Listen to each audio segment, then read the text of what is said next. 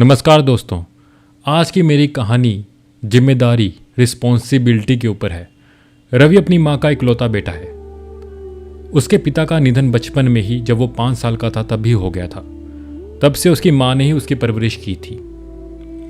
एक ही बेटा बड़ा लाड प्यार से माँ ने पाला है।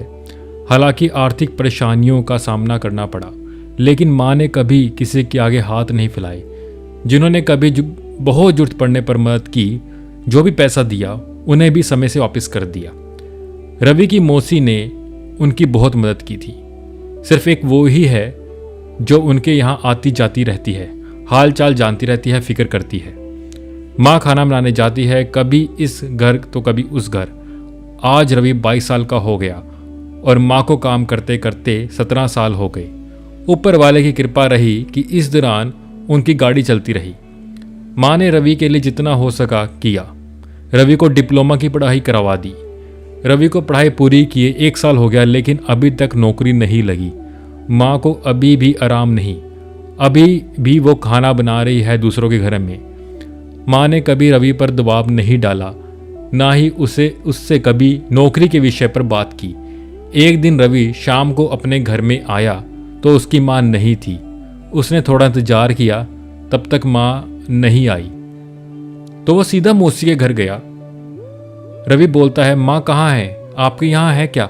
मौसी ने कहा, हाँ वो गांव के एक दूर के भाई का निधन हो गया है, वहीं गई है और मैं भी वहीं जा रही हूँ, तो कुछ दिन अपना ख्याल रखना।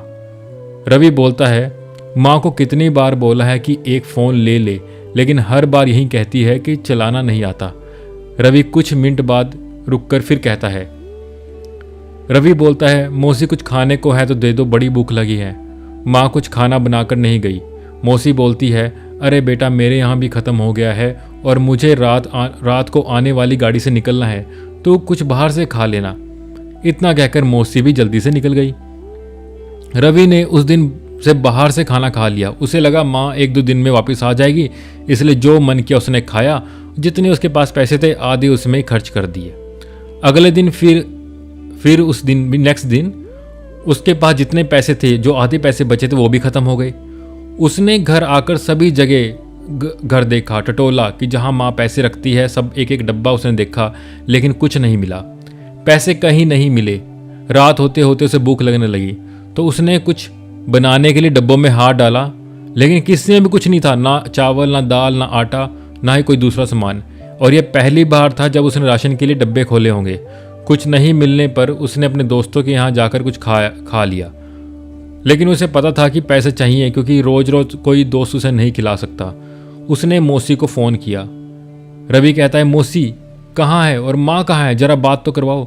मौसी ने कहा, मैं अभी दूसरे गांव में आ गई हूँ बेटा, माँ तो वहीं पर है, पहले वाले गांव में ही है, मैं दूसरे गांव में आ गई हूँ, थोड़ा समय लग जाएगा मुझे जाने में। रवि कहता है, मौसी आप लोग कब तक आएंगे? 4 दिन हो गए, मेरी अभी तक माँ से बात नहीं हुई। मौसी बोलती है, हाँ बस 2 दिन की बात है, आ जाएंगे। रवि के दोस्त भी रवि की तरह थे। उसने बिना पैसे के कभी किसी दोस्त के घर खा लिया तो कभी किसी के, लेकिन अब करीब 8 दिन हो गए, अब वो कहीं नहीं जा सकता था। रवि ने फिर फ़ोन किया मौसी को। रवि बोलता है, मौसी आप फ़ोन उठाते नहीं, कहाँ हैं आप लोग, मुझे बताएं, मैं आ जाता हूँ। माँ ने भी कुछ बताया नहीं। ऐसा भी कोई रिश्तेदार है किसी गांव में? मतलब कि माँ ने उसे किसी रिश्तेदार के बारे में नहीं बताया था। मौसी बोलती है, अरे हम लोग आने ही वाले थे, लेकिन अभी कोई नहीं है, हम लोगों को थोड़ा सा समय लगेगा, कुछ परेशानी हो गई है। रवि बोलता है, क्या परेशानी, माँ ठीक तो है ना? मौसी बोलती है, माँ ठीक है। रवि बोलता है कि तो आप मेरी बात क्यों नहीं करवाते? मौसी बोलते, करवाती हूँ, मैं पक्का करवाती हूँ समय मिलने पर। रवि बोलता है, मौसी मेरे पास खाने के लिए कुछ नहीं बचा, पैसे भी नहीं हैं, कल शाम से कुछ नहीं खाया, आप पैसे थोड़े से किसी को देने के लिए कहो ना, माँ से बोलो ना कोई मुझे उधार दे दे। मौसी बोलती है, अच्छा तू एक काम कर, मैं एक कैटरिंग वाले का नंबर देती हूँ, उससे बात कर ले, माँ का नाम ले देना। रवि ने फ़ोन रखते ही कैटरिंग वाले भैया को फ़ोन किया। कैटरिंग वाले ने कहा कि मुझे आकर मिलो। तो रवि उस जगह पे गया जहाँ पे कैटरिंग वाले ने उसे बुलाया। वहाँ जाकर देखा तो एक छोटे से ट्रक में सामान लोड हो रहा था। रवि ने जाकर कैटरिंग वाले भैया से बात की। रवि ने कहता कि मैंने फ़ोन किया था आपको पैसे के लिए। भैया कहते हैं पैसे मिलेंगे, तुम्हें क्या आता है, खाना बनाना आता है? रवि कहता नहीं, मैंने तो उधार लेने के लिए आया हूँ, आप माँ को जानते होंगे, वो आपको लौटा देगी। भैया बोलता अरे उधार नहीं मिलता यहाँ पे, अभी जाओ, मुझे काम पे जाना है जल्दी। रवि को लगा आज भी उसे भूखा सोना पड़ेगा। उसने सोचा काम पर जाता हूँ, वहाँ खाना भी मिल जाएगा और पैसा भी। रवि कहता अच्छा ठीक है, मैं काम कर लूँगा। भैया बोलता है, केटरिंग वाले भैया बोलते हैं ठीक है, एक दिन का 350 दूंगा। तुम्हें खाना बनाना आता नहीं, बर्तन लोड करो, वहाँ धोने हैं और काम बराबर करना, ठीक से समझ गए ना? एक भी बर्तन कम हुआ तो पैसे नहीं मिलेंगे और जो गुम हुआ वो भी देना पड़ेगा। रवि ने हाँ कह दी। गाड़ी में सामान लोड करने लगा। शादी की जगह पहुंचकर उसने सारे छोटे बड़े बर्तन मांजे। अभी खाना तैयार नहीं हुआ था, वो भूखा था लेकिन काम करता रहा। वहाँ उसने काम करते सभी लोगों को देखा, महिलाओं को देखा, उसे लगा कि वह अकेला नहीं है, उन्हें देखकर काम सीख लिया। शाम हो गई खाना तैयार होते होते। उसके बाद भी खाना खाने से पहले मेहमानों को खाना था, मतलब उसके पहले मेहमानों को खाना था। करीब 10 बजे उसने अपना खाना निकाला, अपना खाना खाया। थाली भरी देखी तो आंखों में आंसू आ गए। पहला निवाला मुंह में लिया, एक अजीब सी शांति उसके अंदर आई। जो भूख की आग थी वह धीरे धीरे शांत होने लगी। बर्तन लोड करके अपनी जगह वो वापस आ गए। रवि को 350 रुपये मिले। इन पैसों को लेकर वो घर गया। उस रात बिस्तर पर गिरते ही सो गया। पता नहीं चला कब आंख लग गई। सुबह उठकर वो तैयार होने लगा, अपनी सर्टिफिकेट की फाइल उठाई और घर से निकला नौकरी की तलाश में। पैसे थे लेकिन अब खर्च करने का मन नहीं कर रहा था, क्योंकि उसे पता चल गया था कि कितनी मेहनत से कमाए हैं। शाम को जब वो घर पहुंचा तो माँ घर पर आ गई।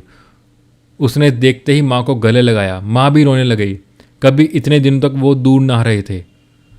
माँ बोली कैसा है, कहाँ गया था, खाना खाया कि नहीं? रवि बोला ठीक हूँ, तुम्हारे लिए खुशखबरी है, मुझे छोटी सी नौकरी मिल गई। यह सुनकर माँ बहुत खुश हुई। मौसी आई तो माँ ने उसे देखते ही कहा, देख तूने बेवजह ही नाटक करके इतना इसे परेशान किया। मैं ना कहती थी मेरा बेटा सब कर लेगा, काम ढूंढ लिया। रवि सब समझ गया। उसे पता चल गया कि मौसी ने ही ये सब किया था, उसकी आंखें खोलने के लिए, उसे यह बताने के लिए कि उसकी माँ ने कितनी मेहनत से उसे पढ़ाया, ताकि वो ना देखे कि भूख क्या होती है। वो सब ये ना देखे कि भूख क्या होती है। तो रवि ने जाकर मौसी के पैर पड़े। मौसी बोलती है बस मुझे फिक्र थी, अब तेरी आंखों में आंसू देखकर मुझे संतोष मिला। तेरी माँ जहाँ काम करती थी वो काम छूट गया, परेशान थी, तुझे बताया नहीं। इतने सालों से कभी पैसे नहीं मांगे, लेकिन जब मेरे से मांगने आई तो मुझे लगा कि यह सब करना जरूरी है। रवि अब काम करने लगा, धीरे धीरे बढ़ भी रहा है। माँ को उसने काम करने से बिल्कुल मना कर दिया।